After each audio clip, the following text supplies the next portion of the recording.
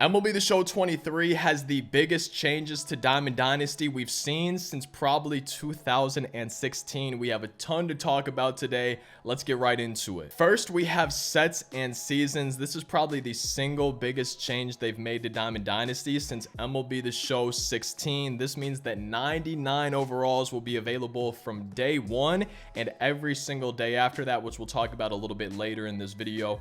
But basically, seasons are going to be going on throughout the year. Whenever cards are released, their set will be based on that season. A card released during season 1 will be part of set 1, during season 2 part of set 2, and so on throughout the entire year. And there will also be cards available year round. Those are going to be the best of the best cards, which we'll talk about as well a little bit later in this video. But with these seasons, you're only going to be able to use certain cards during certain seasons. For example, in season 2 you can use set 1 and set 2 cards, but in season 3 you can only use set 2 and set 3 cards. Now, some modes, but not all modes, will have these restrictions in Diamond Dynasty. For example, ranked seasons has those restrictions. Conquest time limited maps have those, but not the year-round maps. Some events will have the restrictions, some of them won't. Same thing with mini seasons. Some will, some won't. The modes that do not have these restrictions are going to be Battle Royale,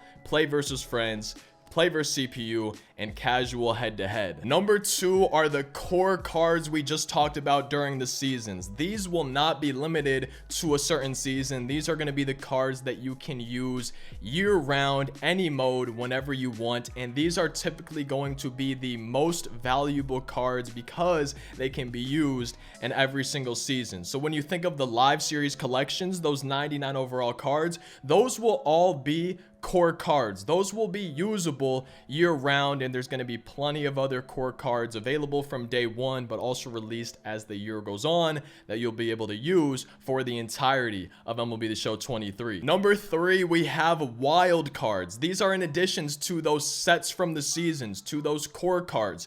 This slot will allow you for the entire year to add one player to your squad from any set. So say it's season 3. Now you can only use cards from season 2 and 3, but you still want to use somebody from season 1. You have one wild card slot available where you can put any card in that slot. Doesn't matter what season it is, doesn't matter what season they're from.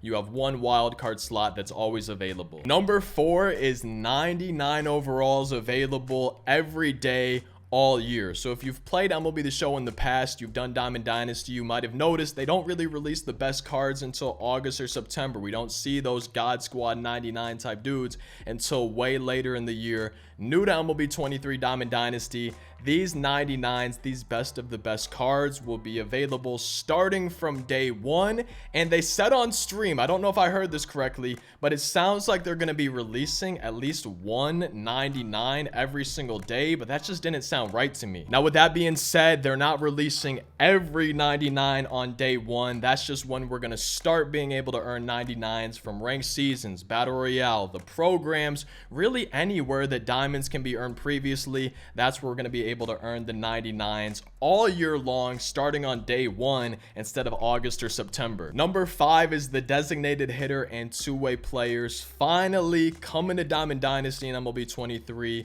We actually have a DH in our lineup. The pitchers will no longer have to hit, and I don't know how many years it's been, but we can finally use Shohei Ohtani and other players as the two-way players they're intended to be. You can have Shohei Ohtani pitch in a game while also DHing, and then while he's regaining energy, you can use him as a DH, or if you want to use him in his secondary, one of the outfield positions, you can use him in those spots, and he's going to be gaining his energy back, his stamina back, even while he's not pitching. And with the DH, new to MLB 23, we are going to have cards. For example, Edgar Martinez or David Ortiz, where their primary position is actually going to be designated hitter. Number 6 is captains. New to MLB 23, there will be certain cards that are labeled as captains, and these will have special boosts that will be applied if you reach the requirements on those cards. For example, Miguel Cabrera's captain card has an ability that requires you to use hitters from the Tigers. There's going to be 3 tiers of boosts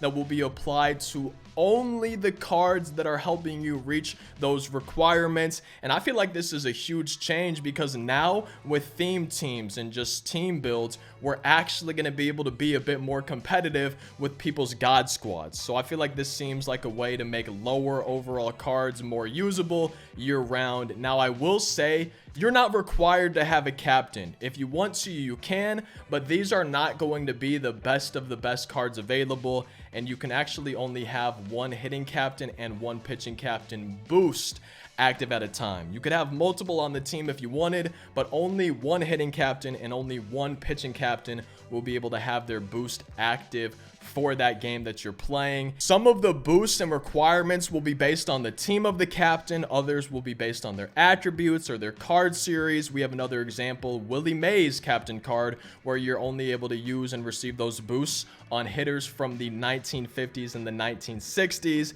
And in order for that captain boost to be active for hitters, he needs to be in the starting lineup, and you can't take him out of your starting lineup until the 7th inning if you still want that boost on your team. But if it's a pitching captain and a pitching boost you want, they don't have to be starting because they could be completely out of energy and you're still getting that boost. But like I said, the hitters can't be taken out. They got to be in your starting lineup until the 6th inning or later. And if you're curious if your opponent has a captain or a boost active, on the lineup screen you'll be able to see what boost they have active, and each card in their lineup that is affected by that boost will have a little arrow on it. And while you're building your squad, there's actually a filter where you can see what cards will help you reach that captain boost and what cards will have that captain boost applied to them. Number 7 is Mini Seasons 2.0. Mini Seasons has received an overhaul coming into MLB The Show 23. They've added themed seasons, stat tracking and awards, custom built away stadiums, and a brand new user interface. In mini seasons in MLB The Show 23,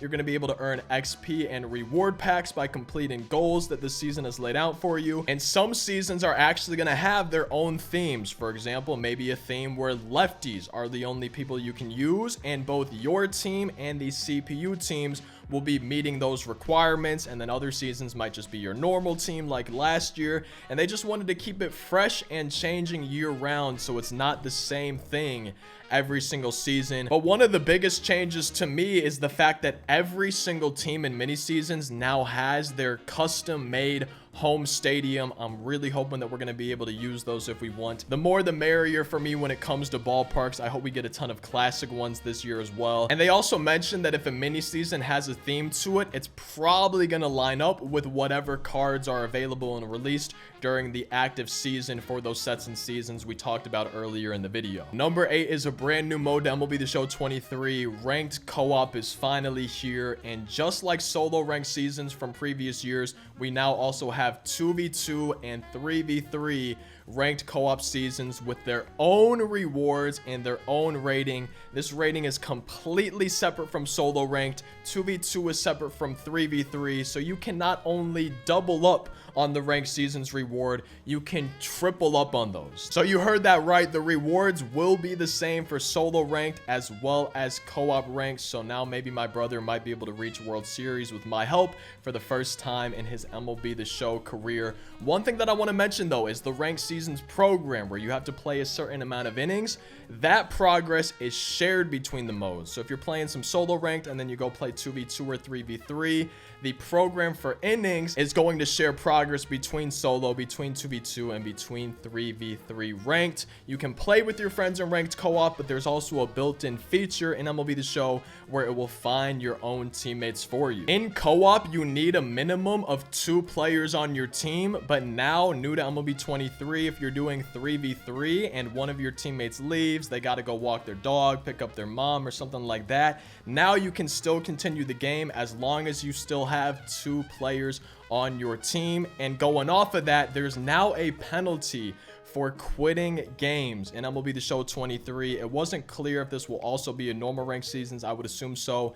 But basically, if you just quit out of a match, you turn off your PlayStation or Xbox or Nintendo Switch, you're going to get a short cooldown before you can queue into another game in that mode. It starts out as only a few minutes, but if you just quit over and over and over, this cooldown could eventually get up to a max of 1 week long. But that's not going to happen unless you're just quitting game after game after game. They've added a new feature this year where instead of quitting, your team can vote to surrender. And if you surrender your game, you're not receiving a cooldown. It's basically like you took the L, your opponent took the W. So I would highly recommend, don't turn off your PlayStation, don't dashboard. If you really want to quit, wait for the home run to land, press pause, and surrender the game. Number 9 is unlimited program rewards. If you max out the XP in a program, you're not done. There is now a wheel for every 25,000 XP earned, or whatever the number they decide for that season, where once you hit that XP, you're going to be able to play a little game where you have one of 6 rewards that you get to pick from. You have 3 chances pretty much for a silver, 2 chances for a gold, and 1 chance for a diamond. But with that being said, these rewards could include packs, stubs, players, former program packs, special packs, and it sounds like any reward they ever have in Diamond Dynasty could potentially be a reward for that season's wheel. And this is repeatable. It's not just a one-time thing. You can do it as many times as you reach that XP threshold. You get to play that little game, and whatever reward you choose it to stop on is what you're going to be earning. Number 10 is that Team Affinity is coming back for MLB The Show 23. This is basically something that they have 4 or 5 times a year, where every team is getting at least 1 diamond. It's huge. It's a great way to earn players, add variety lineups. So it's amazing that it's back. They didn't really expand on it. This was just a little bit of an after stream Easter egg, a little bit of a post-credit scene. Maybe click one of these videos to learn more about MLB 23. We got daily uploads on the channel, so make sure you subscribe for more MLB The Show content. I'll see y'all in tomorrow's video. Peace out.